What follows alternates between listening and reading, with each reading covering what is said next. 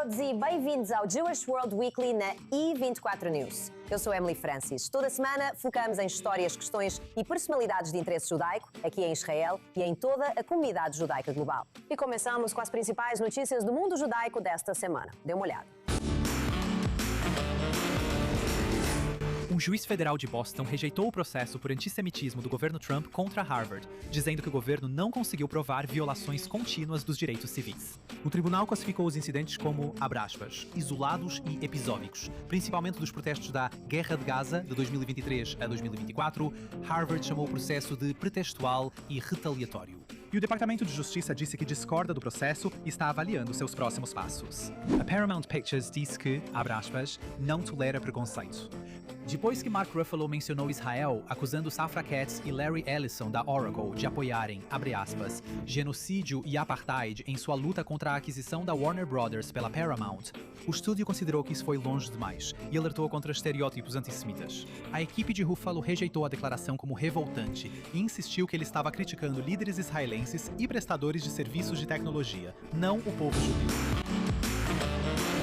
Mais reviravoltas e surpresas à medida que nos aproximamos das eleições de meio de mandato em novembro. Na semana passada, a Flórida esteve sob os holofotes por causa das primárias estaduais, que foram especialmente importantes quando o assunto é Israel. 13 membros judeus do Congresso que já ocupavam seus cargos garantiram suas posições, mas terão que enfrentar adversários em novembro. Aqui estão mais detalhes com Mike Wagenheim, correspondente sênior dos Estados Unidos, da E24 News. Uma noite em geral positiva na terça-feira para a delegação judaica da Flórida no Congresso durante as eleições primárias. Vamos começar pelo lado democrata. O pró-Israel demócrata Jared Moskowitz concorre em um distrito redesenhado, enfrentando um candidato apoiado pelos socialistas democráticos da América, Oliver Larkin, que recebeu o endosso do popular antissemita Hassan Piker.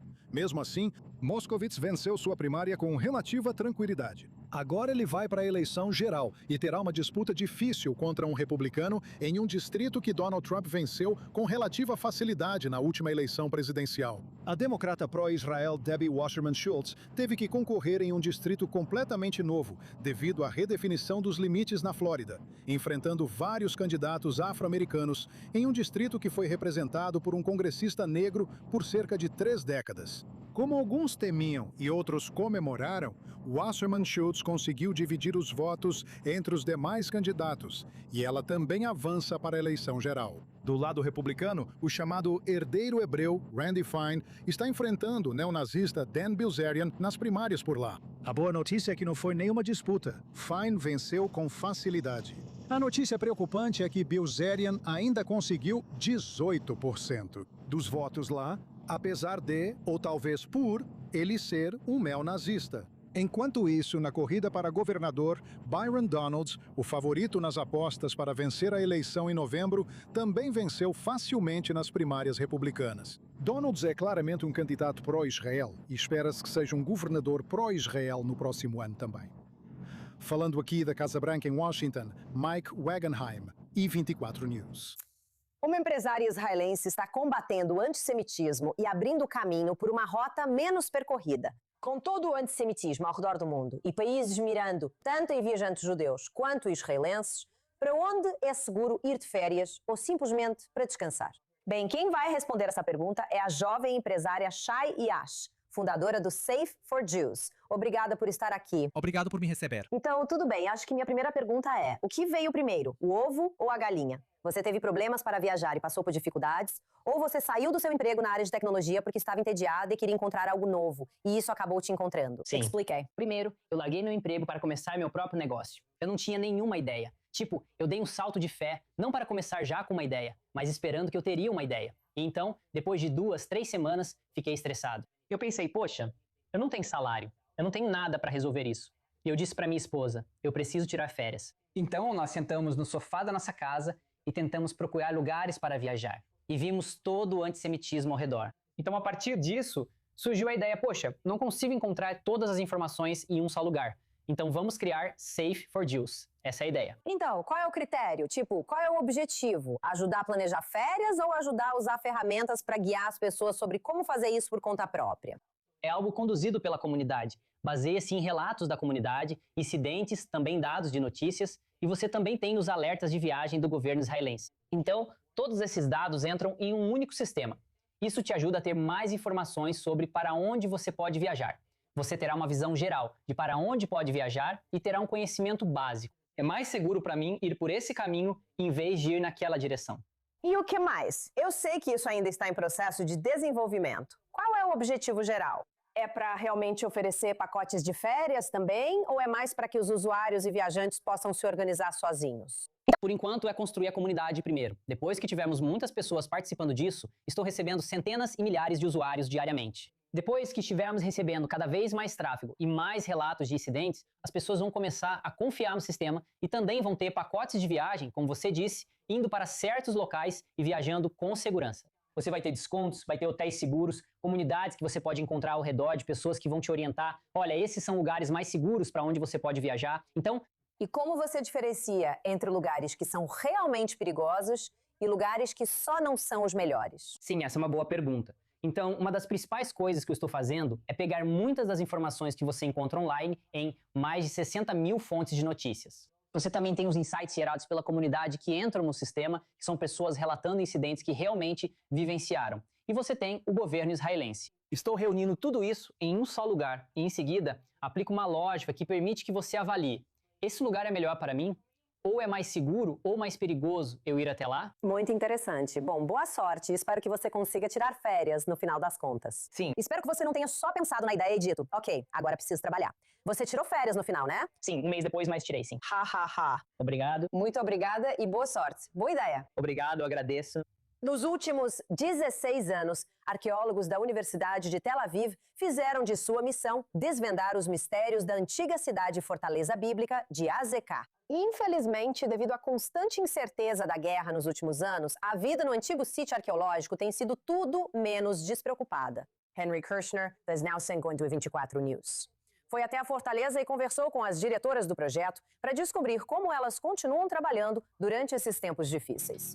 Há 3.000 anos, civilizações antigas usavam picaretas de ferro para construir e destruir cidades e fortalezas. Hoje, arqueólogos que trabalham no coração do Vale de Elá estão usando exatamente as mesmas picaretas de ferro, mas não para destruir uma cidade, e sim para encontrar uma. Nos últimos 16 anos, a expedição Lot Lautenschlager tem escavado em Tel Sultan, no centro de Israel, trabalhando para desvendar uma das antigas fortalezas do Reino de Judá. Acho que o segredo de Tel Azeca está em sua localização.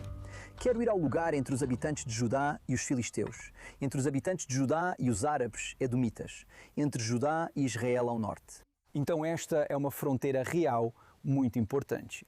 Esta é uma fronteira que qualquer um que quisesse entrar em contacto com os habitantes de Judá, qualquer um que quisesse conquistar Judá, tinha que atravessar por este lugar. Oded Lipschitz é professor de História Judaica no período bíblico e reitor da Faculdade de Humanidades da Universidade de Tel Aviv. E, nos últimos 16 anos, ele dirigiu os projetos de escavação em Tel Azeká. Azeká está cheia de surpresas. Então ainda temos muitas surpresas e descobertas incríveis, especialmente da Idade do Ferro, porque é isso que estamos escavando agora, incluindo impressões de selos e este peso do Beca que acabamos de encontrar. Isso é realmente empolgante, porque, mais uma vez, está trazendo a Bíblia de volta, está trazendo a história do local ligada a Judá, e isso é muito emocionante. E na área norte, quando você viu esse reservatório que desabou, esse é outro aspecto, porque o subsolo de Azeká é cheio de cavernas. Em todo lugar que chegamos até a rocha, encontramos cavernas e diferentes sedimentos. E uma das coisas que queremos verificar nos próximos anos é todo esse mundo subterrâneo. Azeká está profundamente enraizada na história bíblica, desde o livro de Josué até a história de Davi e Golias. E foram essas histórias bíblicas que levaram os arqueólogos Frederick Bliss e Harry McAllister a escavar o local pela primeira vez no final do século XIX, em nome do Fundo de Exploração da Palestina. Agora, eles desenvolveram um método de arqueologia muito destrutivo, e dessa forma, eles destruíram completamente o sítio. Maresha foi destruída, Gezer foi destruída, e a lenda era que Azeká também havia sido destruída. Então, temos a famosa foto de um trabalhador árabe parado bem aqui, e, você sabe, voltado para o sul, com a parede acima dele. Mas como eles escavaram apenas pelo lado interno do sítio, eles nem sabiam disso. Acima de mim, há uma entrada que foi criada pelos asmoneus, vamos dizer, eu acho, por João Hircano, você sabe, por volta de 140 a.C. É um local que você só escolhe para administração e defesa. E como estamos aqui, e este local também é muito destacado na Bíblia como uma fronteira. Sabina Kleiman é uma das diretoras de campo da escavação de Azekah e professora na Universidade de Tel Aviv. Ela veio com Oded de Ramat Raquel, onde foi supervisor assistente nas escavações por 3 temporadas. É uma grande oportunidade conhecer um sítio como este. Com tantos anos e tantas escavações, acho que dificilmente existe um sítio conhecido nesse aspecto. Em que você consegue entender a olhar para as cerâmicas e a partir de alguns fragmentos de cerâmica já sabe de que período é o material. Sim. Eu não consigo fazer isso em outros sítios. Sim. É uma grande oportunidade. Não é apenas um projeto local israelense. A Universidade de Tel Aviv fez disso sua missão, trabalhar em conjunto com escolas e organizações de todo o mundo. Infelizmente, a equipe de escavação em Azekah, junto com dezenas de outras escavações em todo Israel, foi forçada a lidar com forças geopolíticas externas totalmente fora do seu controle.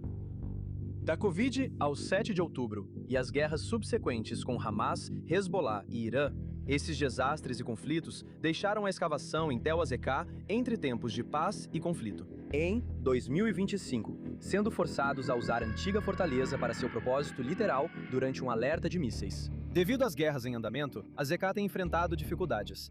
Este projeto nós continuamos a escavar todos os anos, mesmo em tempos de guerra, mas está se tornando cada vez mais difícil cooperar com grupos de todo o mundo. Então eu ainda não sinto tanto o motivo disso, mas vou sentir a longo prazo. Não conseguimos realmente conseguir boas bolsas que normalmente buscaríamos no exterior. O dinheiro está curto. Aqui nesta área, 2 voluntários. Ainda tenho tantas perguntas e quero fechar esta área este ano.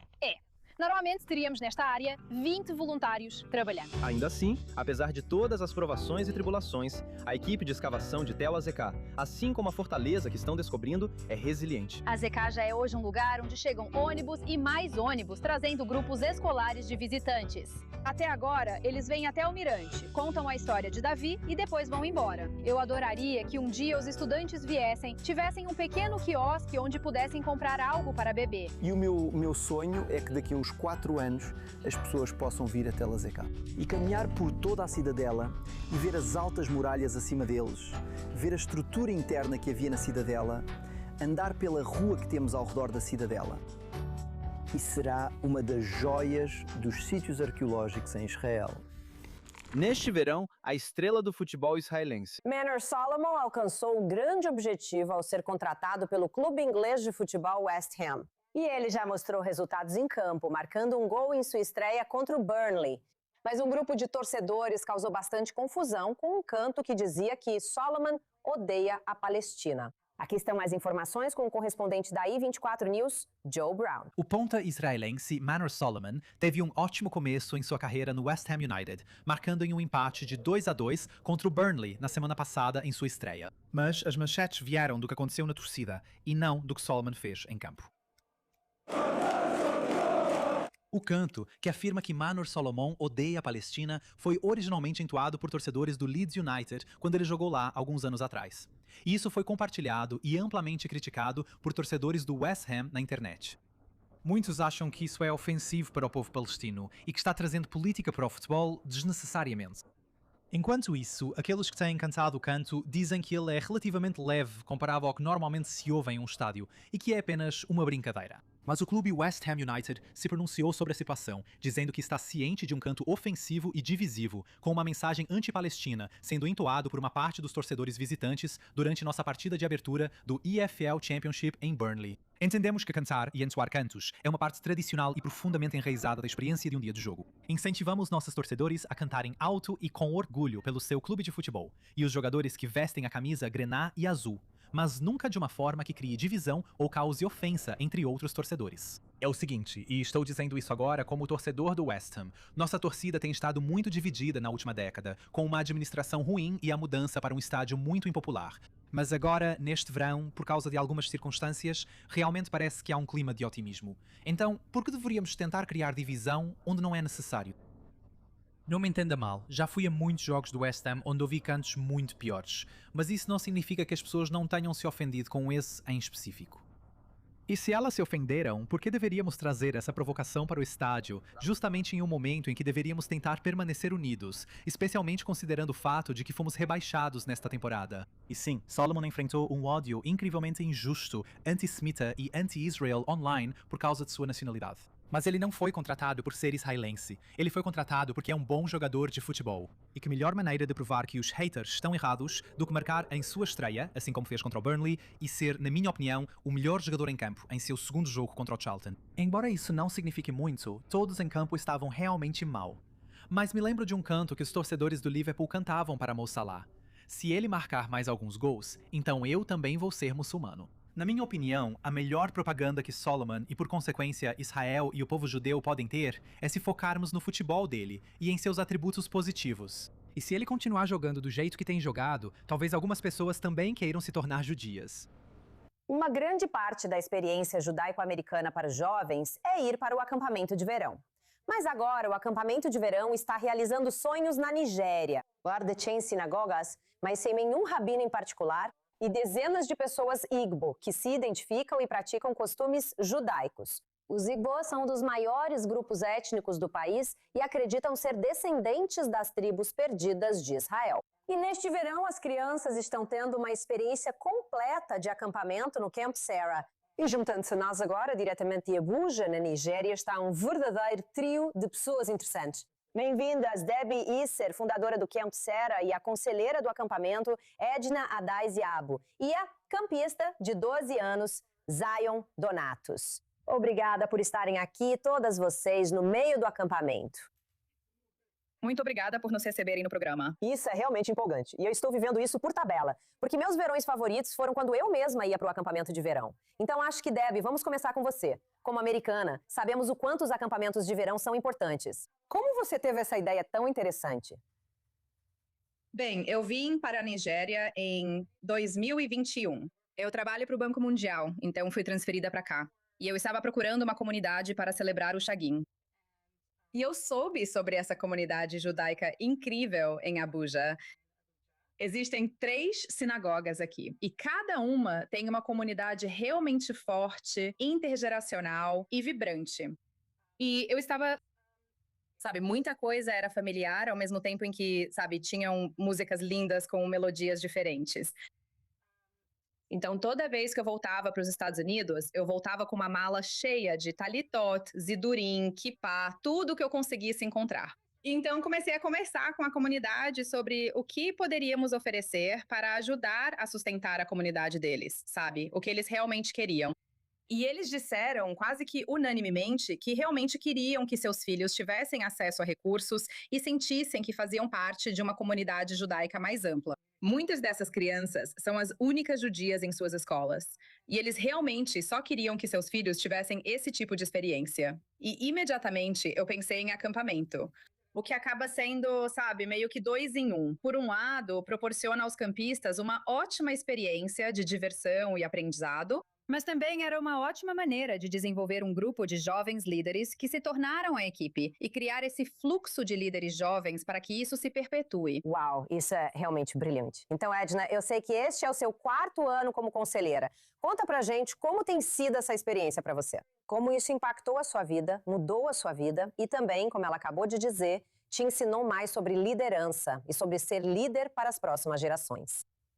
Oi, meu nome é Edna. Eu sou do estado de Imo, na Nigéria. Eu frequento a congregação Gideon Hebrews, em Agoga, Abuja, e este é o meu 4º ano no acampamento. O acampamento me ajudou a me tornar responsável, desenvolvendo nossa liderança, nos ensinando como ser líderes. Isso me deu confiança. E quando eu falo sobre confiança, eu falo porque nós temos um treinamento de liderança de 3 dias, onde somos ensinadas a nos tornar grandes líderes. Somos ensinadas a como ensinar as acampantes, como ter paciência com elas. E quando eu falo sobre confiança, Quero dizer, Edna se destacou este ano, não só como conselheira, mas também organizando o cadastro dos campistas. E ela está no comando do grupo que chamamos de A, das crianças de 8 a 10 anos. Uau, muito mesmo. Quero ouvir a Sion. Já voltamos para você, Edna. Mas, Sion, isso deve ser muito divertido para você. Qual é a sua parte favorita do acampamento? Os esportes, as pessoas, a comida, a guerra de cores. Conte pra gente. Ok, tipo, minha parte favorita do acampamento são as atividades que fazemos depois do almoço. Tipo, eu estou na oficina de costura e estou aprendendo a fazer uma capa de xalá. E eu achei que seria divertido adicionar uma habilidade ao meu aprendizado. Então, basicamente, essa é uma das melhores experiências que eu tive na minha vida de criança. Na sua vida de criança. Bom, e explica também, Deb, mais sobre como isso incorpora valores judaicos e um sentimento de comunidade, não só sabendo que existem pessoas que se importam com esses jovens, mas também considerando que não há um rabino ou um sistema organizado, como isso também pode trazer benefícios a longo prazo. Claro. Bem, no ano passado, tivemos muita sorte de receber o rabino Gershom Sizomo, da comunidade Abu Yadaya, em Uganda. E ele veio e passou 2 semanas conosco como nosso rabino residente. Ele não pôde vir este ano, mas enviou uma de suas alunas, Ruth Mungono, que tem participado conosco e tem liderado nossas sessões de judaísmo. Então, um dia no acampamento é muito parecido com um dia de verão em um acampamento americano. Nós começamos juntas com a Tefilá e depois seguimos para os nossos diferentes grupos de idade, onde há 2 períodos pela manhã antes do almoço, sendo um deles Yahadut. E o Yahadut foca em um dos temas. Então, o tema deste ano é o ciclo de vida judaico. No ano passado, nós trabalhamos o calendário judaico. E essas são, oportunidades para abordar, as leis do judaísmo, os rituais do judaísmo, canções e, talvez o mais importante, valores e o que isso significa para nós como grupo. Tem muita cantoria. Sim. Desculpa, pode continuar. Sim, não, e nós até tivemos algumas aulas de hebraico. Acho que praticamente todas as crianças agora sabem o Aleph Bet. E, algumas delas estão bem avançadas, sim. Isso é incrível. Então, Edna e Silban, para vocês também, expliquem quanto vocês sabem sobre o seu judaísmo. Isso é algo presente na sua casa? Vocês também cresceram com práticas culturais judaicas na família? Ou muito do que vocês estão aprendendo é novo no acampamento, além do que já tem em casa? Certo. No meu caso, eu nasci no judaísmo. Meus pais começaram a praticar o judaísmo há 5 anos. Eles deixaram o templo messiânico e passaram para o judaísmo. Há 5 anos, eles se mudaram do estado de Lagos, na Nigéria, para Abuja, na Nigéria. E eles encontraram a sinagoga hebraica Gihon, onde conheceram os anciãos de lá. E começaram a praticar o judaísmo, começaram a aprender hebraico sozinhos, começaram a aprender a tefilá por conta própria. E, com o tempo, algumas pessoas do exterior começaram a enviar livros para eles, e eles começaram a estudar. E, em 2021, Biden veio dos Estados Unidos para cá, ele veio dos Estados Unidos para a conversão. E meu pai e meu irmão mais velho fizeram a conversão. E, em 2024, ele voltou novamente. E eu e minhas irmãs, nós fizemos. Sim. Uau! Toda a minha vida. Então agora precisamos que você venha para Israel no ano que vem. Se é sim. E quanto a você, jovem? Certo, eu sou judia há 2 anos e o motivo é porque meu pai não se alinhava muito com o Novo Testamento. Então ele decidiu deixar isso de lado e focar no Antigo Testamento. Então ele descobriu que tudo no Antigo Testamento estava alinhado com o judaísmo. Então, quando nos convertemos, tudo era novo para mim. E vir para o acampamento me faz entender tudo muito melhor. Nós temos. Agora, eu tenho amigas que me ajudam a entender o judaísmo. Eu tenho a Ruth, que me ajuda com projetos e dúvidas que eu não entendo. Então, basicamente, o acampamento é como o paraíso na Terra. Então, no geral, isso é muito legal. Obviamente, o Camp Sarah é muito apropriado. É algo bem inclusivo. Debbie, qual é o seu objetivo principal? Você espera que isso possa ser, replicado em outras comunidades? Porque sabemos que não é só na Nigéria. Quero dizer, há muitas comunidades em diferentes nações africanas que se identificam como parte das tribos perdidas de Israel. Com certeza. O modelo, no primeiro ano em que fizemos o acampamento, há 4 anos, foi realmente um experimento. E nós aprendemos muito desde então, e agora temos uma estrutura legal que funciona. E estamos muito felizes em, levar isso para outras comunidades. O Rabino Gershon de Uganda ficou muito interessado em expandir isso e ter um acampamento em Uganda. E a equipe que treinamos e que já foi conselheira aqui vem de várias partes diferentes da Nigéria. E, na verdade, no ano passado, tivemos pessoas organizando um mini Camp Sarah em Port Harcourt e outro mini Camp Sarah no estado de Ebony. Então, sabe, nós fazemos muitas arrecadações de fundos para manter o acampamento, porque essa não é uma comunidade particularmente rica. Mas, enquanto tivermos recursos, com certeza existe a demanda. E ficamos felizes em expandir isso o máximo possível. Uau, incrível. Bem, é tão bonito o que vocês estão fazendo. E no ano que vem, se eu conseguir tirar umas férias, talvez eu venha ajudar como monitora do acampamento. Obrigada a todas. Obrigada. E isso é tudo para o episódio desta semana do Jewish World Weekly. Muito obrigada por assistir. Claro, você pode acessar nosso canal no YouTube, nosso site, nossas redes sociais para acompanhar este e os episódios anteriores. Eu sou Emily Francis. Mais uma vez, obrigada por assistir e Shalom de Tel Aviv.